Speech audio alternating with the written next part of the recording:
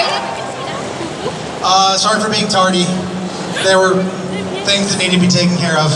Crimes were being committed somewhere. We had to do something. You did a really great job of keeping everybody entertained. Thank you. Oh, can I just say, like, I'm going to totally fangirl Terry. You made me want to be a journalist, and I love you at Desperate Housewives, and Dean, you are even more good looking in real life. That's all you have to say. I'm going to be professional now, okay? But it is so amazing to see the two of you here. You did the 25th anniversary in Sydney, was it? The reunion that you did last year? I don't know if it was the 25th anniversary. I'm trying to This is our third time together. A third little reunion. Once in Australia, but there's two places. Yeah, and then New York, and now Liverpool. Woo!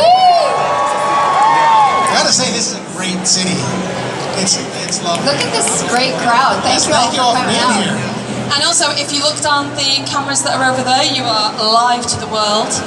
So if you want to do a little smile for Flight TV, and we know that Val over there, who's been doing a fabulous job presenting for them. Thank you, Val. Wow, I mean, we've just been talking about this, me and the crowd, we've got a great relationship now, and go way back. We've been talking about, some of us watched The New Adventures of Superman the first time round, some of us have introduced our kids to it. I want to know if you can describe in words what it is like to have been a part of something that was so massive. Well, no, I know that you feel this way. I mean, we've talked about it, but it's one of the things that's my favorite thing about coming to these events, because you get to meet people that tell the story that you just said, which is they watched it growing up, and then they're sharing it with their children. And as a mom, especially, I think those moments that you have with your family, you look back on your life and they sort of mean everything to you. And it's really amazing that we got to be a part of a story and a piece of entertainment that's been that sort of family bonding time for so many people, right? Absolutely. You don't realize it while you're working, because you're with the working. You're working. You're with 150 people, the same people, or whatever it is, and you do it all day, every day. And it's different now because people, with the internet and everything, everyone's able to react right away, and you hear a lot more feedback. For us, it took 20 years to hear anything. Going to a Comic-Con and hearing the stories that people could tell about growing up and watching the show, or what it might have meant to them and their grandmother or their mother, or they could stay up late and not have to go to school. I guess here it was on Saturday nights, so you weren't worried about school, but I mean, it's just wonderful to hear those stories, and it's really fulfilling, and you don't realize it while you're shooting it. But I will say, for me, like my Superman was always Christopher Reeve, because it was the first one I watched. So Christopher Reeve was certainly, but I do think Terry was the greatest Lois Lane of all time. It's true. And I must admit, I actually wanted to get you both on stage with some veils. I was going to do the dance of the 7 veils like you did. It's a good dance. You want to see it. It's not a good dance. It's a very good dance. Trust me. But you know what? That was what was so amazing about you two. The chemistry between you two was incredible. The characters were brilliant. We still have good chemistry. It's crazy. Right.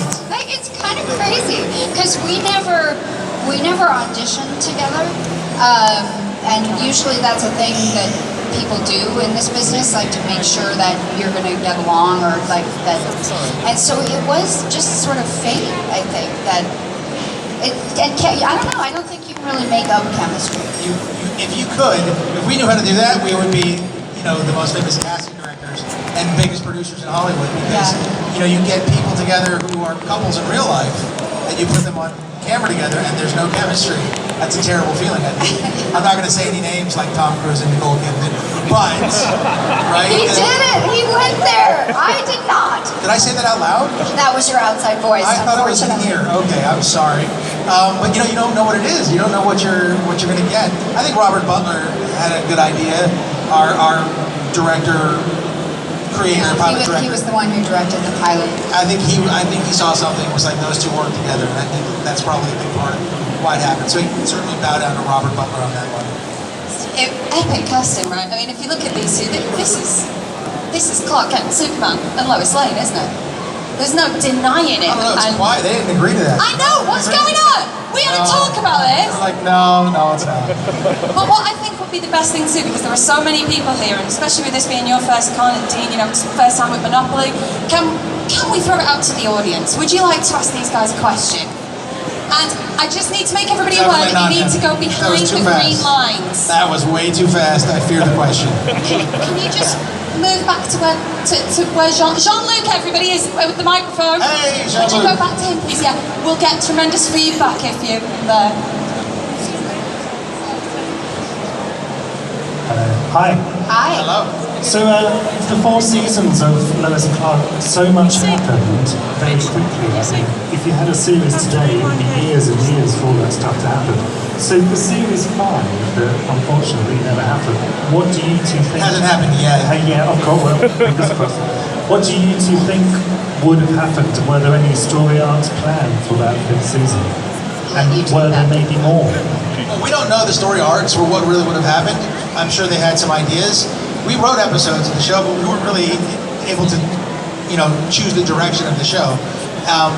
And I think they had some ideas. They didn't share them with me. I don't think they shared them with Terry No, either. they didn't. But I would love to see what they're doing 25 years later and see what's going on. So I would love to see the world.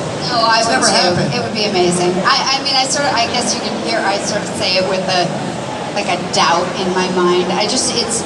The whole DC, it's complicated because there's Superman movies and other Superman shows, and I think that's why they have trouble figuring out how we would do it.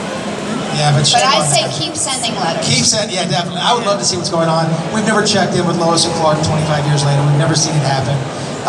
And I think it'd be really interesting to do. I think they should have kids. I think our show, more than any other version of it, really concentrated on the relationship more than the superhero acts of it. So I actually think it could sustain a look at it 25 years later, because I think that's humans, humans have a marriage and grow 25 years later, and a lot of stuff happens in their marriage. I think that would be really interesting to look at. I agree 100%. You guys agree or no? Should we do it? All right, you say so, we'll do it. Done. You've got a fan here. Everybody, get your phones out after this panel and put on Twitter, Instagram, and Facebook for series 5. Let's do it. Let's see if we can put some pressure on. Yeah? Do it. Any more questions? I'm sure there are. Hi, so yeah, it's the first time since Sorry, it's really hard to hear.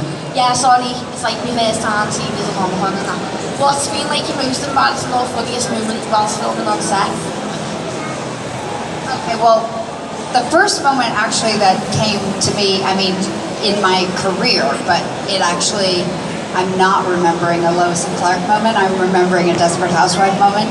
And that was, I don't know if you watched that show, but there was a scene where Susan gets locked out of her house naked.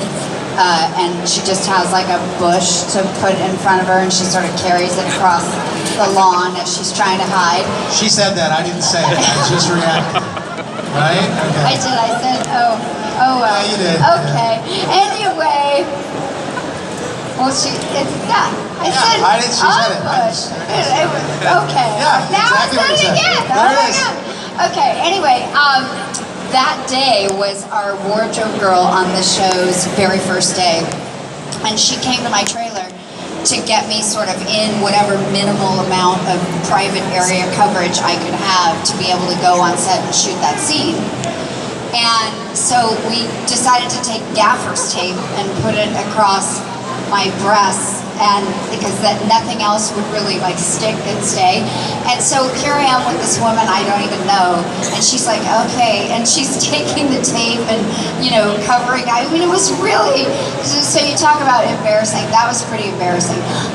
Sounds like a good Saturday night. Oh, it sounds like every